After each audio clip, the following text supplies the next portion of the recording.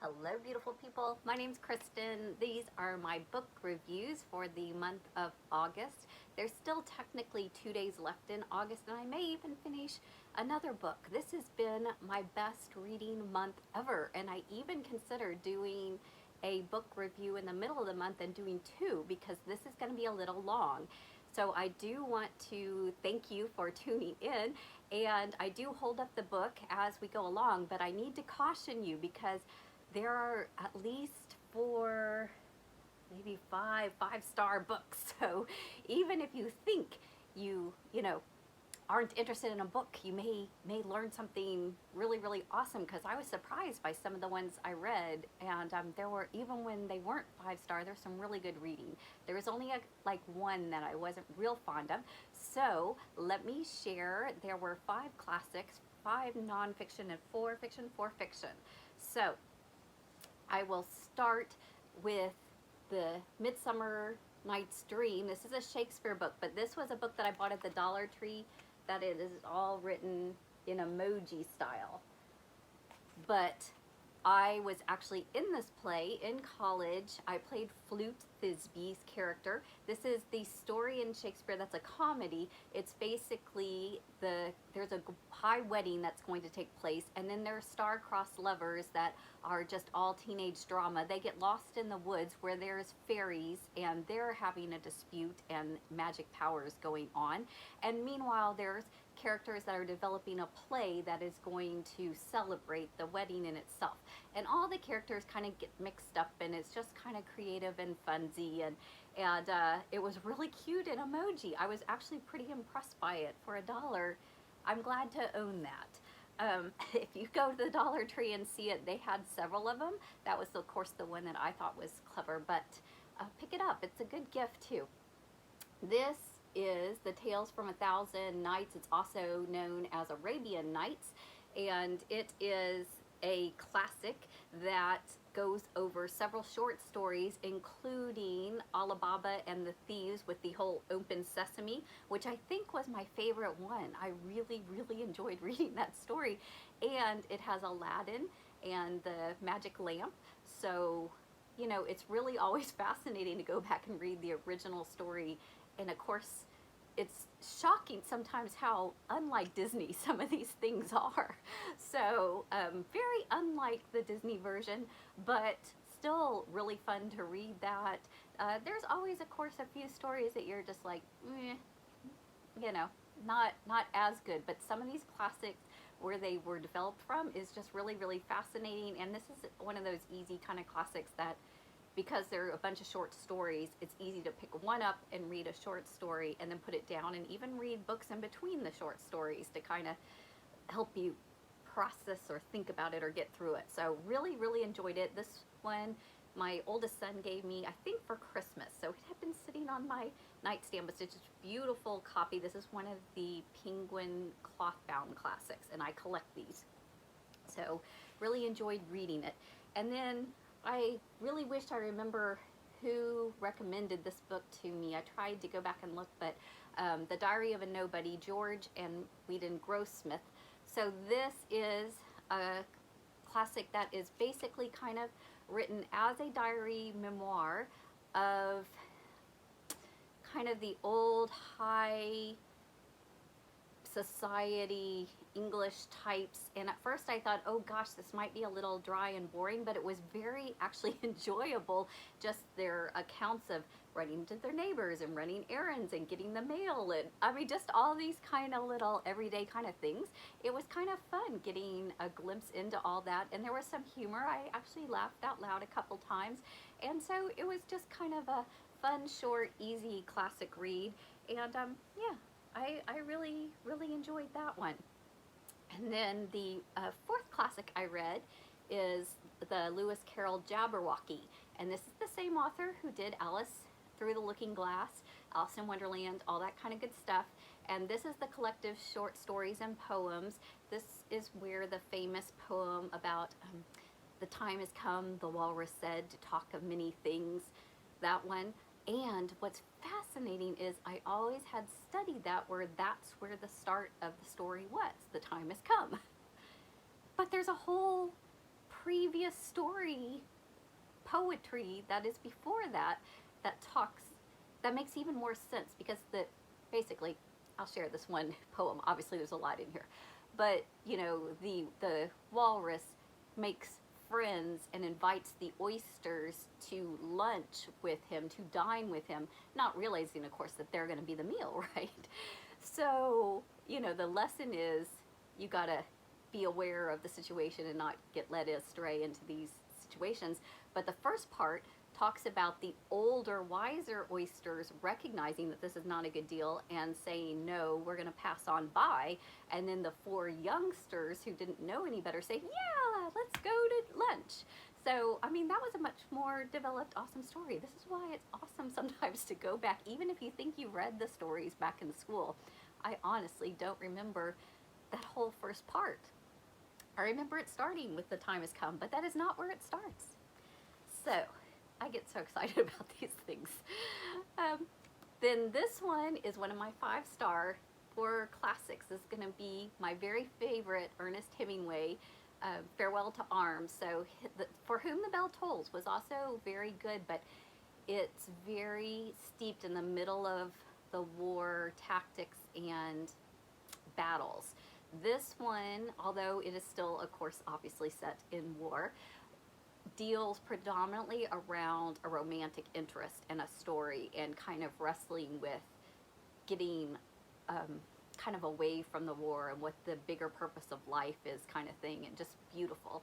So I've read, also Ernest Hemingway wrote Old Man in the Sea, the story of a fisherman who goes out and wrestles with a really big fish and gets the fish, but on his way back basically has all these adventures and kind of ends up with not much fish left and a lot of philosophy of life. So Ernest Hemingway, hold on, because this one was his best that in my opinion, that I've read, and I love it. And if you're only going to read one, I say read this one.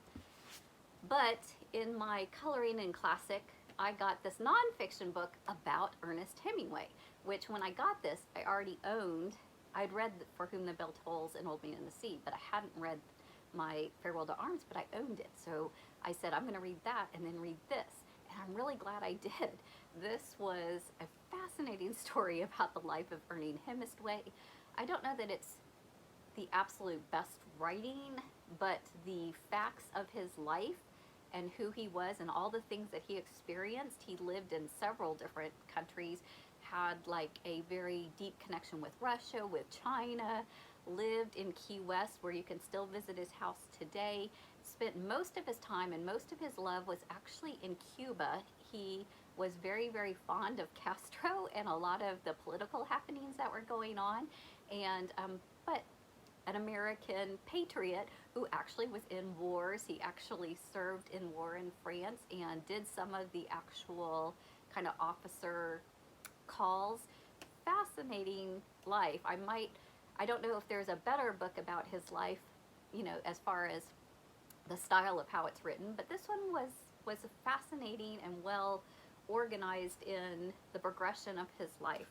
And I just loved learning about him, particularly talking about how he felt about some of the writings and what his political behind-the-scenes agenda were for them. Okay, next are non-fiction books. This is one I picked up at the Dollar Tree, and this is one of my 5 stars, A Stone of Hope, and Jim St. Germain. And this I picked up because it was a boy who had come over as a young teenager, like middle school, or even a little before that, I think maybe 10 or 11, from Haiti. And I've been in Haiti doing mission work, and some of what he was talking about and where he came from, and then coming to America, to New York, and I just really thought that would be an interesting read. And this was amazing. He just did such a great job explaining the culture shock. And then he had seen the movie Home Alone, and he thought that was his vision of America, right? Kind of white suburbia, housing, white picket fence kind of thing. And he went to basically kind of, I don't know if it was a literal ghetto, but not a very good part of town, Brooklyn kind of situation, right? And so it was very intense. There was a lot of gang activity. He himself did not join a gang, but he had friends who were gang members. There was deaths that he had to deal with, crime that he had to deal with, got sucked into the drugs, and that progression that we're talking about in our society about these are some of the circumstances or the hard choices, and sometimes depending on where you're born or how you're raised or what your choices are, it helps give an understanding to some of us who didn't have the same ones, right? It's no one's fault what they were born into, but it is on each of us what we make of it. And this is a story of hope, right? He gets into the criminal system, and there's a couple people in particular that are within the system, in the courts, in the lawyers, that take an interest and see something in him and bring him out, and he gets fascinated by this. He learns about college, about law school. He goes on to completely embrace that. He recognizes, no, I have to make better choices. He ends up, basically by the end of this book, a memoir, being influential in Washington, talking to President Obama, trying to make a difference for communities and for young black men in particular. And I immediately Googled him after I read this. He is still doing a lot of powerful work, speaking at the White House, speaking into a lot of the things that are going on now. I've been following him on Instagram. I just think that this is very well written for the fact of, just everything that he's gone through in his life, and for articulating that to all of us. So that was a lot to say, but it was definitely awesome. I think that if you have any interest at all, or any openness to the situations in particular that are going on, this is a really good book. It is not political heavy. It is just the story of the humanitarian side, which that's what we need to go back to. It's when it gets too political that it gets crazy, y'all. All right, then the next nonfiction is Diary of a Bookseller, Shaun Bythell. And it's literally 1 year, almost exactly, where he almost daily wrote down what it was like to be the owner of a bookstore. He talks about purchasing the bookstore and then starting this log because there's a lot of interesting customers and interesting books and stories, and I, of course, love books and libraries and bookstores and all things bookish related, and so I really enjoyed this. I don't know that it's 5-star, but it's definitely a solid 4-star for me, and if you like books and histories and collectibles and sitting in a bookstore all day, I can recommend that this is a really good book to pick up. Next book, Exactly As You Are, The Life and Faith of Mr. Rogers, Shea Tuttle. And this is another biography of the life of Fred Rogers. I am a Fred Rogers fanatic. I've read at least 2 other books, seen both the documentaries on Mr. Rogers' Neighborhood and the life of Fred Rogers. He was an ordained Presbyterian minister, although his only church was public television. Specifically, he had higher education in child psychology, and he just really was passionate about you are loved and beautiful and perfect just the way you are. You are not bound by your ugly actions or thoughts or behaviors. Those are your mistakes, and you need to say you're sorry, and you need to learn, and you need to grow. But the essence of who we are ultimately is beautiful and acceptable. And that is just something that I just resonate with so strongly. And part of that may even be because I grew up listening and believing Fred Rogers. In some ways, he was very much my pastor.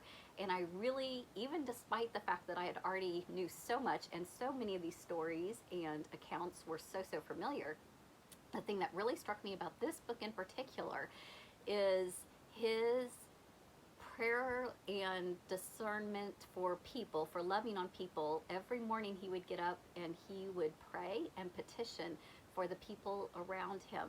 And he would literally, at one point, the executive producer who played Purple Panda on Mr. Rogers, she said that her husband had been diagnosed with cancer, and that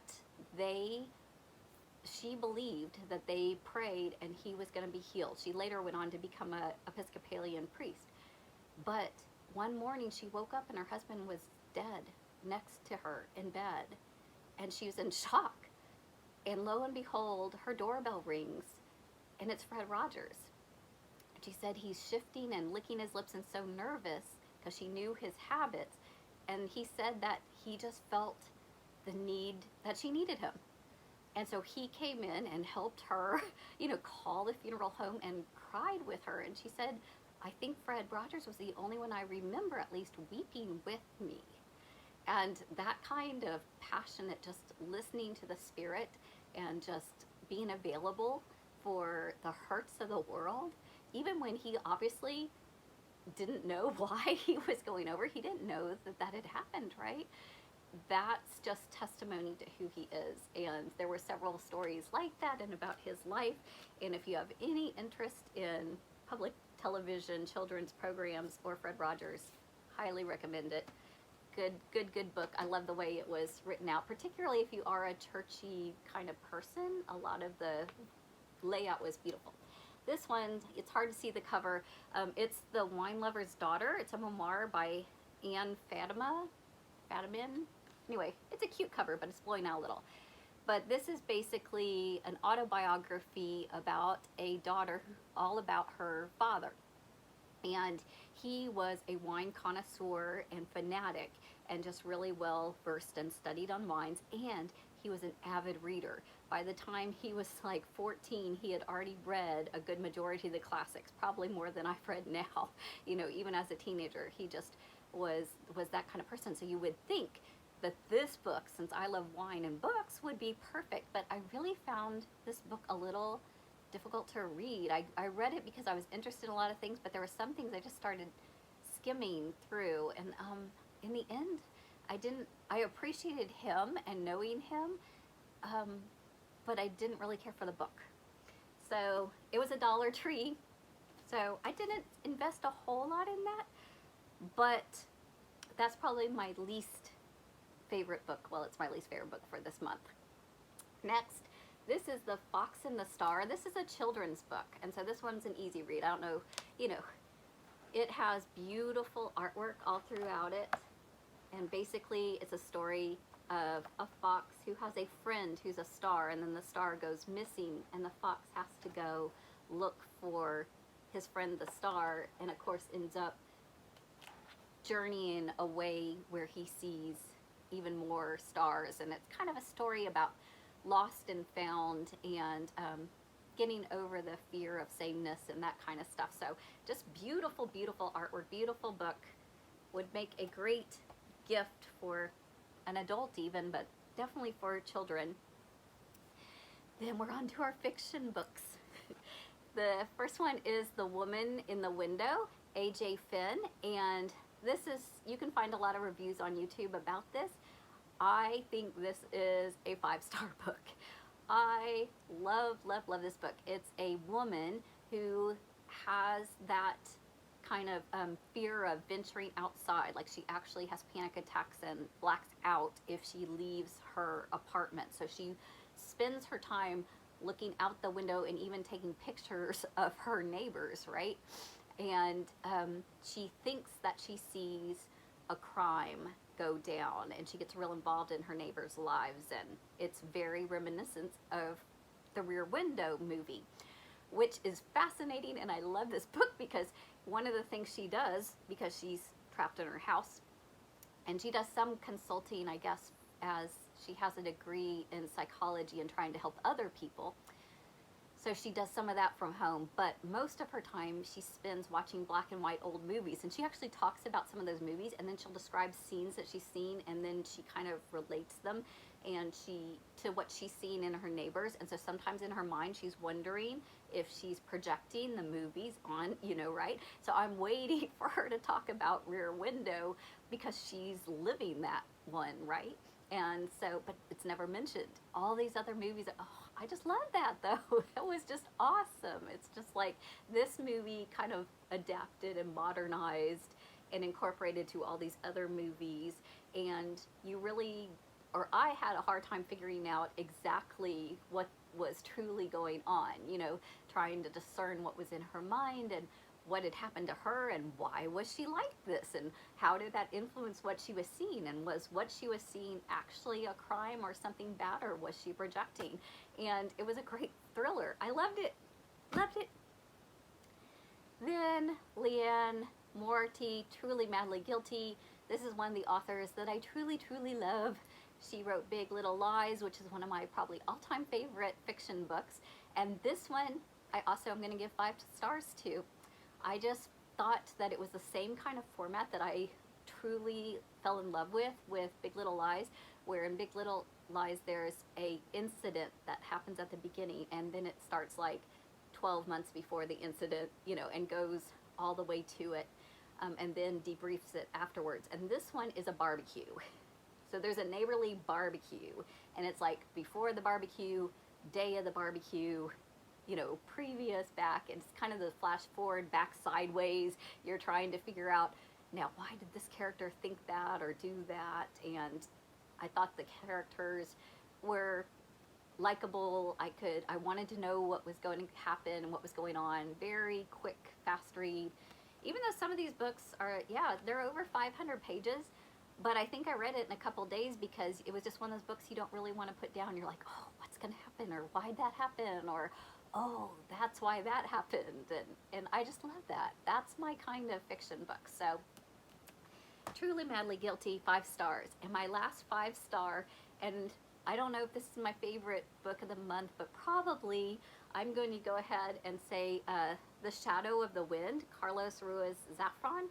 And this book was so amazing, and it might just be a little bit up my particular alley because it starts out with a father taking his son to who's lost his mom, and he's worried that he's going to forget his mother, and so his dad in response takes him to kind of a labyrinth book library, secret society, kind of magical, mystical place, and he gets to claim and pick his own book that kind of picks him. And it is a book called The Shadow of the Wind. And so this boy reads it and studies it and is pondering the author and why this book was connected to him. And what's really awesome and well done is that the book reflects his own life and his own history and some of his own experiences really, really well, and kind of almost creepy. And